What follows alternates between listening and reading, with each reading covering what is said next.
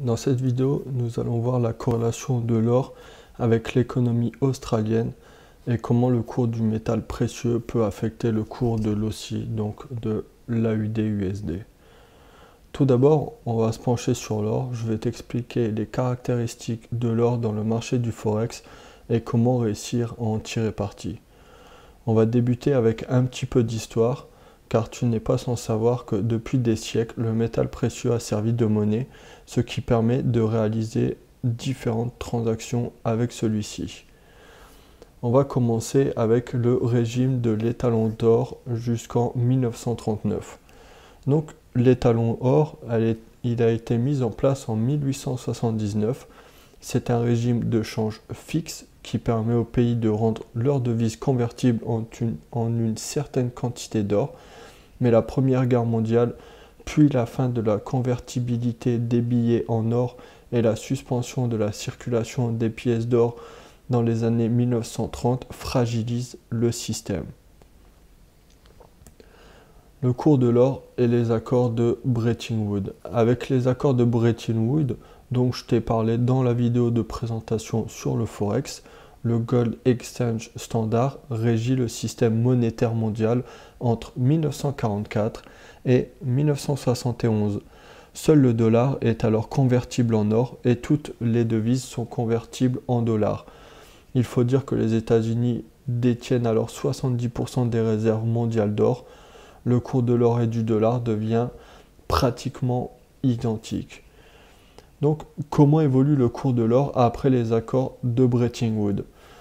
Avec la fin de l'étalon or en 1971 et la fin de la convertibilité du dollar en or, le prix du métal précieux augmente de façon exponentielle. Ainsi, entre 1971 et 1980, l'once d'or passe de 35 à 850 $. Le cours de l'or est influencé par les conflits internationaux et les chocs pétroliers. Donc, on peut voir que le cours de l'or a pris 710% entre 1974 et 1980. Donc ici, 710%. Maintenant, on va voir les raisons principales qui ont poussé cette hausse de l'or durant cette période. Donc, en 1974, après le premier choc pétrolier de 1973, c'est l'effet de la ruée des investisseurs vers l'or. La situation est la même en 1979, après la révolution iranienne et après le second choc pétrolier. Le cours de l'or passe alors de 216 à 500 $ l'once sur la fin de l'année 1979. Donc on peut voir juste ici, fin de l'année 1979, il atteint les 500 $. Donc l'once d'or atteint même son plus haut à 850 $ en janvier 1980, juste après l'invasion de la guerre de l'Union soviétique en Afghanistan. Une crise politique qui engendre de fortes inquiétudes, surtout dans un contexte de guerre froide. Cette influence de la crise politique sur le cours de l'or est notable. Le prix de l'once baisse lorsque les tensions militaires se font plus rares et augmente en cas de crise politique. On va maintenant se pencher entre les années 1980 et les années 2000. Donc, entre les années 80 et le début du 21e siècle, l'or est quelque peu délaissé par les investisseurs, mais le cours de l'or fera de nouveau bond en septembre 2001 avec les attentats du World Trade Center qui marquent une nouvelle période de tension géopolitique. Donc tu peux remarquer que de 1980 jusqu'à début des années 2000, l'or finalement était dans une grosse phase de range. Graphiquement, il faisait rien d'intéressant. Et c'est après justement les attentats du World Trade Center, comme dit juste à l'instant, que le cours de l'or finalement reprendra sa phase de hausse. Donc le cours de l'or pendant la crise des subprimes et la crise de la dette en zone euro entre 2000 et 2005, eh ben, le cours de l'or sera dans une très légère tendance haussière, comme on peut le voir ici, de 2000 à 2005. L'or est dans une très légère tendance haussière, mais à partir de 2006, cette hausse sera beaucoup plus marquée, surtout avec la crise des subprimes qui va d'abord toucher les États-Unis en 2008, puis l'Europe en 2009. Et cette crise, finalement, fera perdre plus de 34% de sa valeur à l'or. Donc ici, on peut voir le plus haut de mars 2008 et directement après la crise des subprimes qui fera perdre, comme marqué, 34% de sa valeur aux onces d'or. Donc le once d'or atteindra son record de 1032 $ en mars 2008, ici. Et ce n'est pourtant finalement qu'une étape, alors que la crise de la dette de la zone euro inquiète les investisseurs. La Grèce, le Portugal, l'Espagne et Chypre vont particulièrement être touchés et le cours de l'or va se remettre à grimper jusqu'à août 2011, lorsque l'or atteindra un sommet à 1920 $. Donc on peut voir ici qu'en août 2011, l'or atteint un nouveau sommet à 1920 $, 1900, oui, 26.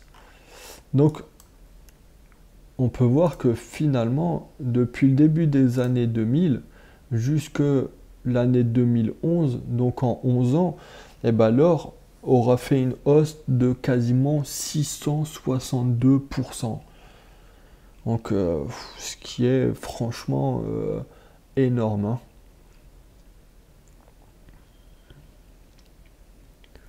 Donc, maintenant, on va voir l'or plus récemment.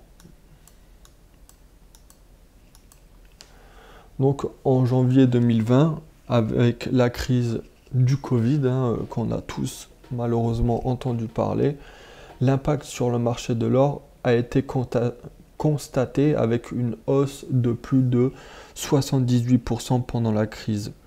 Donc tu dois savoir qu'il n'y a pas réellement de cours officiel de l'or depuis 2004 en France, mais il existe bien un cours de Londres, mais celui-ci se fait à London Bullion Market, une association, et c'est eux qui vont en fait entre guillemets régir et bah finalement les cours de l'or. Théoriquement, je dis bien théoriquement. Donc ce sont eux qui feront autorité sur le marché et c'est une association qui regroupe des négociants en or, des fabricants, des raffineurs, mais également des banques comme la Banque de Chine, Goldman Sachs, HSBC, USBC, Société Générale, etc. Donc, comment eux vont fixer la cotation du prix de l'or? Eh bien, ça va être comme le pétrole, hein. Il va être calculé en fonction de l'offre et de la demande dans le monde. Et le cours de l'or sera donc étroitement lié à la situation économique, politique et sociale dans le monde. Et c'est pour cette raison qu'il est fortement impacté en cas de crise.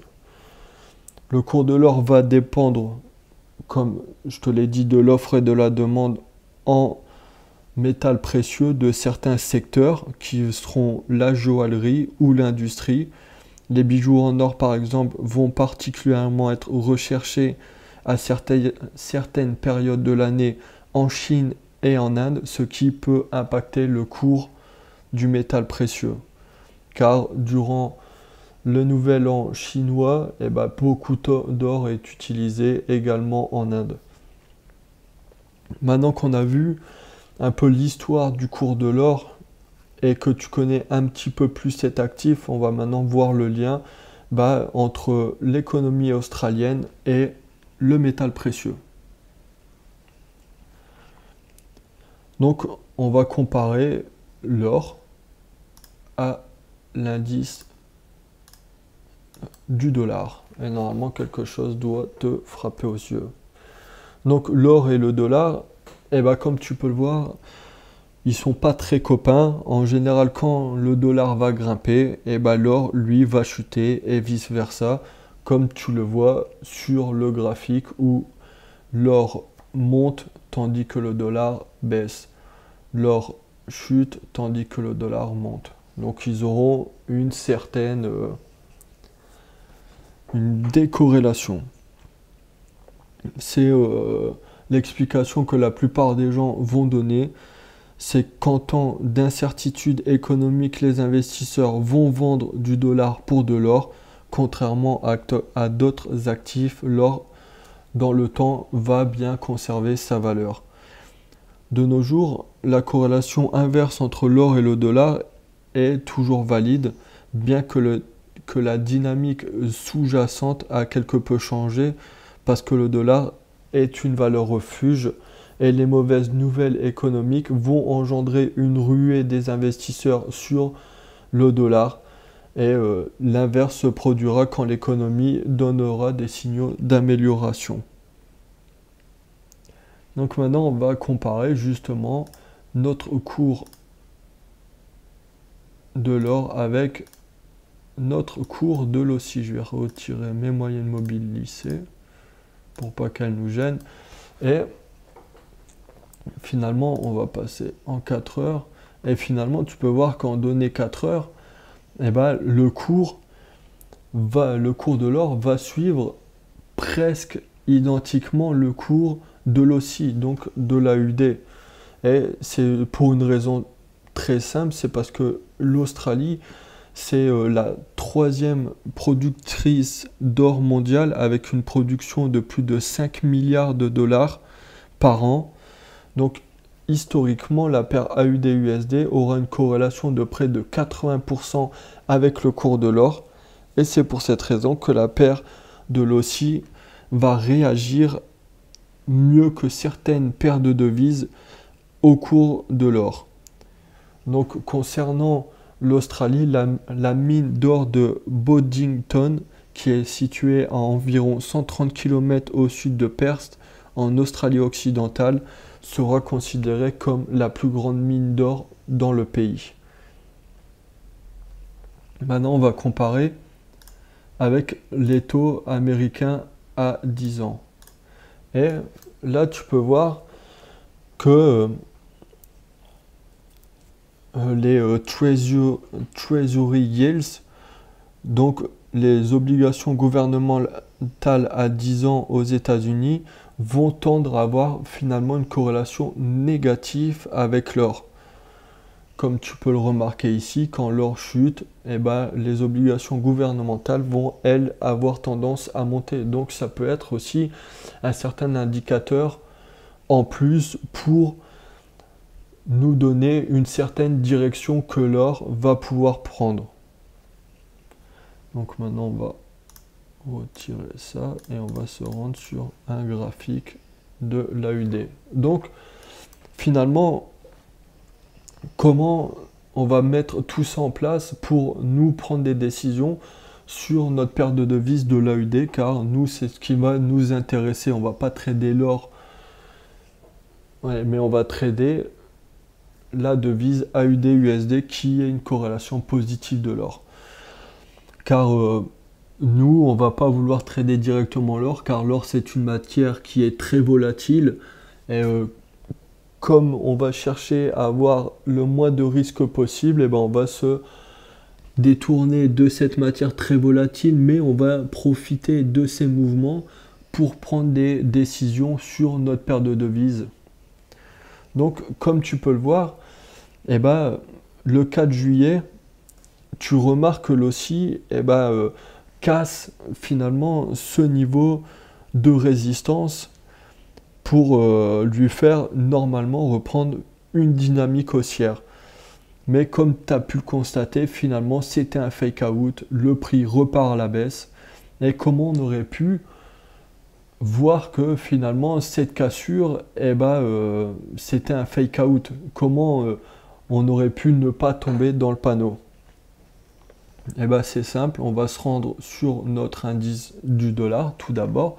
Donc tu peux voir que le même jour, le 5 juillet, eh ben, tu observes très clairement que l'indice du dollar était dans un triangle symétrique qu'il venait de casser à la hausse, donc ce qui montre une certaine pression à l'achat du dollar. Donc comme tu le sais que le dollar et l'AUD sont corrélés négativement, donc si ton dollar monte, et ben finalement ton AUD lui va chuter. Et quand on se met sur notre graphique de l'or, et ben le même jour, le 5 juillet, tu peux voir que l'or était sur le gros niveau de support des 1800.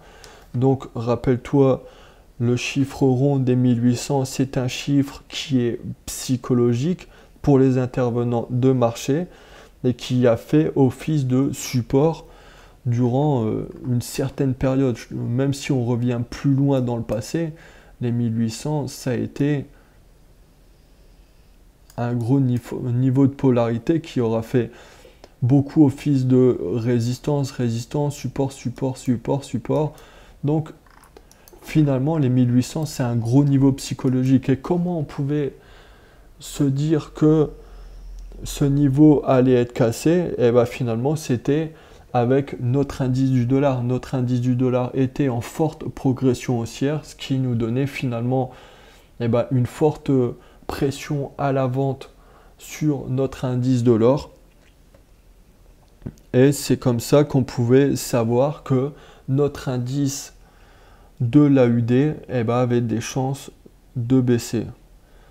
Et on va retourner sur notre AUD, sur notre or, on va comparer avec les taux à 10 ans. Et le même jour, le 5 juillet, tu peux voir que finalement, les obligations gouvernementales américaines sur 10 ans, elles étaient en train de repartir à la hausse, ce qui rajoutait du poids au fait que notre aussi aurait plus de chances de poursuivre sa chute plutôt que de repartir à la hausse. Donc quand on met tout ça dans un contexte, on voit que nos obligations américaines repartent à la hausse, que notre or casse un gros niveau psychologique des 1800 $ et que notre dollar était dans un triangle symétrique. Donc tous ces facteurs mis bout à bout nous montraient que finalement notre haussier avait beaucoup plus de chances de partir à la baisse que de repartir à la hausse. Donc ce qui nous a finalement évité de nous prendre une perte. Et graphiquement, on pouvait voir également cette petite divergence baissière qui était en train de se mettre en place. Donc j'espère que cette vidéo sur la corrélation entre l'OSI et l'or va t'aider à prendre de meilleures décisions sur tes trades sur cette devise. Et n'oublie pas d'utiliser les obligations américaines sur 10 ans ainsi que l'indice du dollar pour pouvoir analyser pleinement la devise de l'OSI en corrélation avec l'or.